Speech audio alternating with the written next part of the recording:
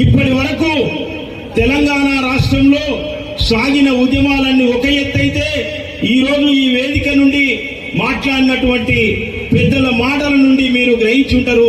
ఇక ముందు సాగబోయేది ఒక రకమైన ఉద్యమం, అది బహుజన ఉద్యమం, అది బీసీల రాజ్యాధికారాన్ని సాధించి పెట్టే ఉద్యమం, ఎస్సీలకు రాజ్యాధికారాన్ని సాధించే ఉద్యమం, ఎస్టీలకు రాజ్యాధికార వాటాలు ఇచ్చే ఉద్యమం.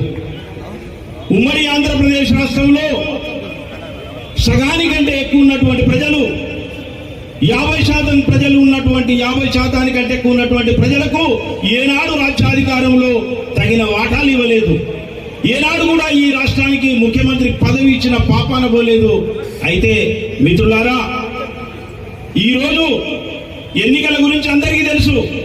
ఎన్నికలు అంటే ఎందుకు వస్తున్నాయో సామాన్య ప్రజలకైతే తెలియదు, ఎవరికి ఓటేయాలో తెలియదు, వాళ్ళ విరోధులు ఎవరో తెలియదు, అసలు వాళ్ళ ప్రజలు ఎవరో తెలియదు.